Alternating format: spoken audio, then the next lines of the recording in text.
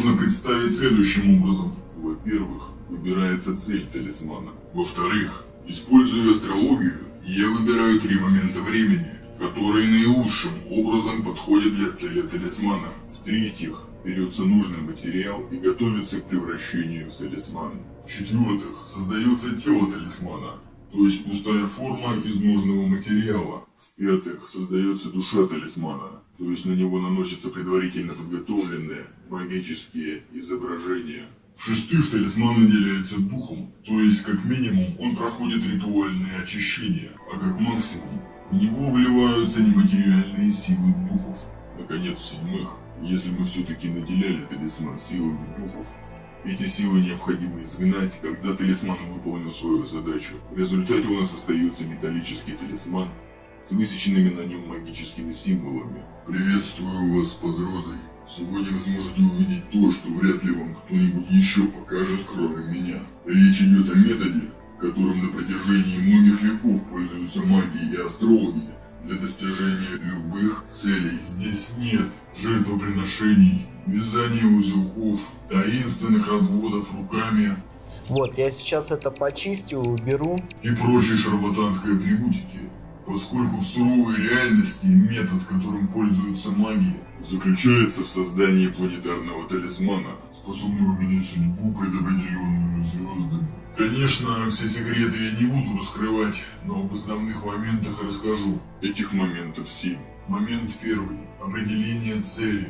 Как я уже говорил в одном из прошлых видео, слово «талисман» происходит от древнегреческого слова «телос», которое обычно переводит как «цель» или «финал». Например, современные греки используют «телос» применительно к концу сценария. То есть это некое логическое завершение сюжета, созданного по замыслу своего автора. Точно так же талисман – это магический предмет, который должен запустить в жизни определенный сценарий, приводящий нас к желаемой цели.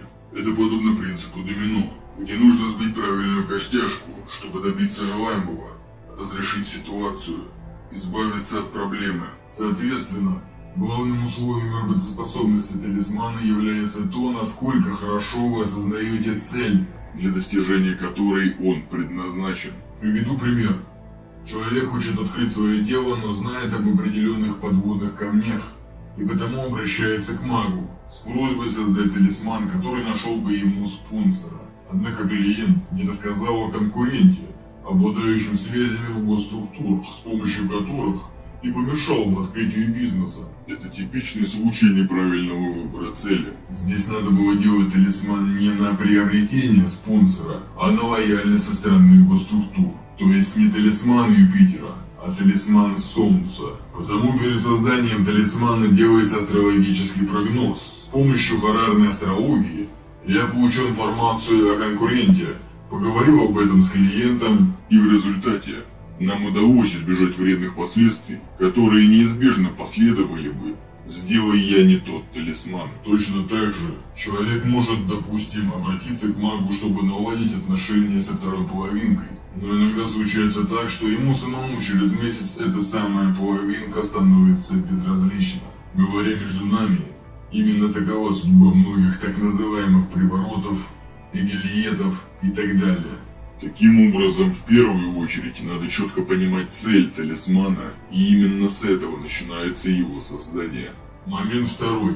Выбор времени. Многие знают, как сложно объяснить зависимость эффекта талисмана от времени его создания. Попробую это вкратце продемонстрировать. Представьте себе восход солнца. Оно двигается по определенной траектории, которую можно представить в виде линии. Называется эта линия эклиптикой. Точку восхода при этом именуют асцендентом, что переводится как восходящая точка. Вся эклиптика в целом делится на иные точки, образуя 12 отсеков неба, называемых 12 астрологическими домами. Если посмотреть на это схематически, то мы можем представить восхождение Солнца следующим образом. Оно проходит асцендент и оказывается в 12 отсеке неба, то есть в 12 доме. Подобным образом двигаются и иные астрологические объекты – Сатурн, Юпитер, Марс, Венера, Меркурий и Луна. Собственный выбор времени создания талисмана заключаются в поиске наиболее благоприятного для заданной цели положения планет. Не забываем также о знаках зодиака, ведь надо учесть не только положение планет, но и положение тех или иных знаков зодиака, а также то, в каком знаке какая планета находится. Таким образом, маг, создающий талисман, должен со всех сторон изучить картину небес. Как вы понимаете, на это могут уходить недели наблюдений, когда я сравниваю самые удачные варианты, чтобы выбрать 3 наилучших промежутка времени. Почему именно 3, я скажу позже. Пока сосредоточимся на том, что подобно тому, как ваш момент рождения влияет на вашу судьбу и на то, как вы взаимодействуете с окружающими, точно так же и момент рождения талисмана влияет на владельца. Допустим, вы встретили некоего человека, и при нахождении рядом с ним у вас все хорошо, а когда его нет, то наоборот. Это следствие взаимодействия между положениями планет 2 разных людей. Также обстоит дело и с талисманом. Только вместо второго лица, которое влияет на вас, находясь рядом, вы имеете магический артефакт. К примеру, нас интересуют любовные дела, и мы хотим сделать талисман Венеры. Цель поставлена. Теперь находим 3 промежутка времени, в которые планета расположена наиболее благоприятно для цели талисмана. Когда и это готово, следуем далее. Момент 3.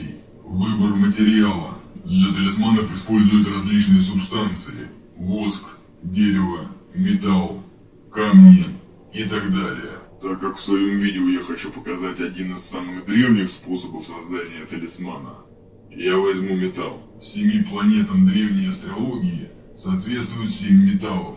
Сейчас перед собой вы видите 3 из них. Во-первых, это медь, соответствующая Венере. Такие талисманы используются для привлечения любви, друзей, мужей, жен и всего подобного. Во-вторых, тут представлено олово, которое относится к Юпитеру. Такие талисманы применяются для обретения богатства, налаживания материальных дел, получения образования, церковного чина и так далее. В-третьих, в центральной колбе находится серебро, соотносящееся с Луной. Серебряные талисманы делают для развития интуиции, ясновидения, медиумизма, выхода в астрал и в иных целях, связанных с глубинными аспектами человеческой психики. В отличие от прочих талисманов, лунный серебряный талисман можно использовать для исправления очень и очень многих проблем, так как именно Луна оказывает самое значительное влияние на проблемы в нашей жизни. Но сегодня удачный момент именно для создания талисмана Венеры, который соответствует медь. Следовательно, я и буду использовать медь. Момент 4. Создание тела талисмана. Это важнейшая часть создания талисмана, и заключается она в литье металла. Заметьте, что в результате должна получиться пустая форма, подобно тому, как ребенок после рождения определенное время не имеет личностных качеств в том смысле, в каком ими обладают взрослые. Итак, сейчас подошел первый из 3 моментов, которые я высчитывал ранее. Чтобы сделать тело талисмана, ставим его форму на стол. Теперь внимание! Не имея нужных навыков и тем более находясь в домашних условиях, не пытайтесь повторить то, что вы сейчас увидите, так как это может закончиться летальным исходом. Вообще считается, что чистая медь практически не поддается литью. Сейчас посмотрим, что получится у меня. Начинаем плавить медь.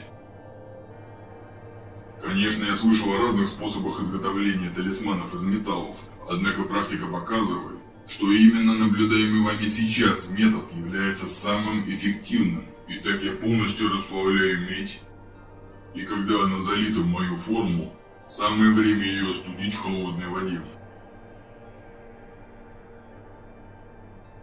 В результате у нас получается вот такое тело талисмана. После нескольких процедур обработки, которые вы сейчас наблюдаете, тело талисмана обретает характерный для меди цвет и блеск. Такая форма иногда называется словом «талисман». Но я не вижу в этом особого смысла, так как словами «талисма», «апоталисма» и так далее именовались различные тайные и магические вещи, а не тело талисмана как таковое. Пока что отметим, именно момент рождения тела талисмана я ранее высчитывал с помощью астрологии. Самое сложное – не опоздать и не поторопиться, так как зачастую удачный промежуток времени для рождения реально рабочего талисмана составляет лишь несколько секунд. Момент пятый. Создание души талисмана. Среди магов принято рассматривать человека с точки зрения тела, души и духа. Это применяется и по отношению к талисману. Под созданием души талисмана подразумевается нанесение на его тело соответствующих символов, фигур, изображений и так называемых характеров. В совокупности они определяют особенности конкретного талисмана, подобно тому, как характер определяет особенности психики конкретного индивида. Дело в том, что сами по себе тела талисманов сравнимы с камнями, которые, как некоторые считают, имеют магические свойства. Однако и то, и другое представляет собой лишь силу, не направленную на конкретную цель. Это бесформенная и слепая энергия. Поэтому, вопреки распространенным заблуждениям, ни камень, ни ракушка, найденная на берегу, ни отлитый кусок металла сами по себе не могут называться талисманами. Соответственно, если вы где-то видели талисманы, которые отливаются с уже готовыми символами, а это чуть менее чем все талисманы, которые можно встретить в продаже, знайте, это подделка. Это сопоставимо с рождением ребенка, обладающего полностью сформированной личностью. Или можно привести в пример голема. Он хоть и имеет форму, напоминающую человеческое тело, но остается совершенно неодушевленным, пока на лбу его не напишут заветное слово «эмет», что значит «истина». Так что, как я уже говорил, мы выбираем два промежутка времени. Маг должен высчитать одно время для создания тела талисмана, то есть литья металла, и иное время для начертания нужных астрологических фигур. При этом символы, которые наносятся на тело талисмана, должны быть специальным образом подобраны для заданной цели. Это довольно долгая и кропотливая работа, а потому это делается заранее, и у меня уже есть эскиз. Выглядеть он может примерно так. Стоит заметить, что построить эскиз – это не значит открыть книжку про талисманы или магию и перерисовать оттуда несколько понравившихся вам изображений. Настоящий маг должен быть знаком с разными манускриптами и редкими текстами, знать принципы начертания сигил, смысл имен и слов, которые он использует.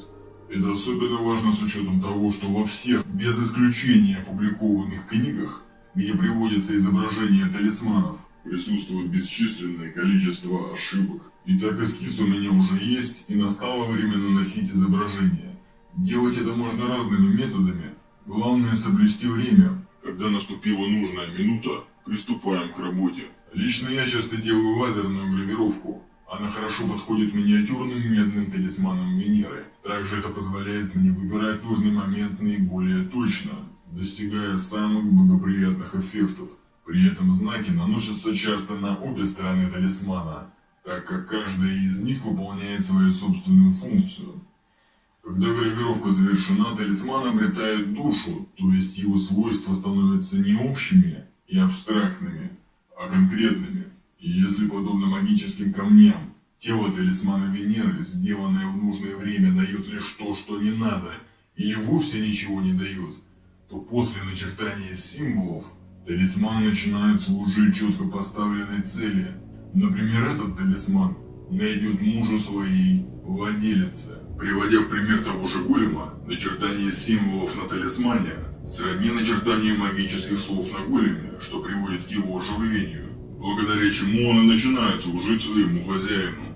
Как вы видите, магические имена и знаки можно прочитать, только воспользовавшись лупой, что прекрасно нам подходит, так как желательно, чтобы несведущий человек не смог разобрать слов, показывающих магическое воздействие на талисман и его владельца. Однако есть и более крупные талисманы, как, например, этот талисман Луны, поскольку многие такие вещи делаются не только для ношения на себе, но и для использования во время церемоний, о которых сейчас и пойдет речь. Момент шестой.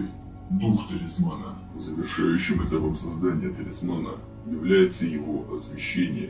Оно состоит из двух этапов. Сначала маг должен взять готовый талисман и с помощью специальных манипуляций очистить его от любых вредоносных влияний. Когда это совершено, можно сказать, что талисман готов. Однако чего не хватает любому ожившему голему? Конечно же духа, то есть некой активной и творческой способности, присущей человеку. Ее иногда называют божественной искрой. Поэтому венцом создания талисмана в высокой магии считается наделение его личной силой духов, которые соответствуют как планете талисмана, так и цели, для которой он предназначен. Если осознанна необходимость совершения такой магической церемонии, то она проводится, но и тут есть свои подводные камни. Как уже говорилось ранее, я применил астрологию, чтобы выбрать 3 момента времени наиболее благоприятных для данного талисмана. В первый я создал форму, во второй талисман обрел душу, наконец в третий момент талисман обретает дух. Когда время настало, то силы всех светил круговоротом не сходят вниз. Комбинации стихий, проявленные в виде 7 планет и 12 знаков зодиака, становятся способными проникнуть во тьму материи. Маг низводит их с небес на землю, работая в специально оборудованном помещении, которое называется магическим храмом. Подобно коням в упряжке, астрологические силы увлекают вслед за собой своих хозяев, то есть духов, которые этими силами владеют. Они заполняют храм и наделяют талисман нужной магу силой, покровительствуя с этого мгновения владельцу талисмана. Естественно, я не буду публиковать видео, где я совершаю такие обряды и ритуалы, поскольку они относятся к тайных магического искусства. И если вы видели когда-то фото или видео, где некое лицо показывает, как проводится обряд, где льется воск, стоят черепа или иной дешевый реквизит, то имейте в виду, это шарлатан. Момент 7. Десакрализация талисмана. Как я только что сказал, талисман подвергается не только ритуальному освящению, но зачастую наделяется силой планетарных духов. В этом случае, как только он исполнит свое предназначение, эта сила должна быть ритуально освобождена. Если этого не сделать, она будет стремиться высвободиться из талисмана и станет необузданной.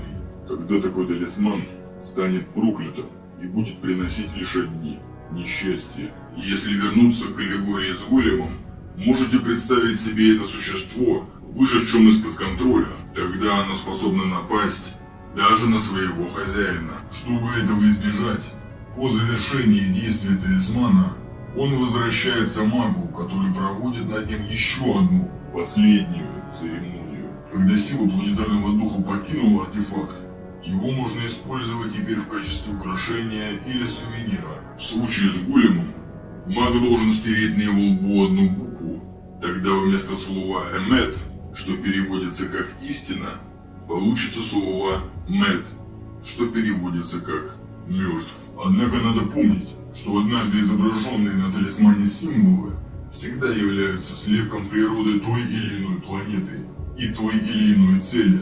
А значит, даже без освещения способна осуществлять свою функцию. Соответственно, с любым талисманом надо быть осторожным. Вывод.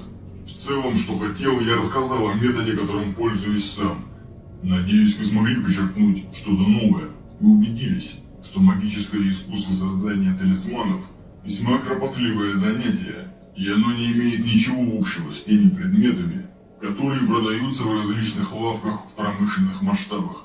Будьте счастливы, распространяйте это видео, ставьте лайки и подписывайтесь на мой канал, если хотите больше узнать о подлинной магии.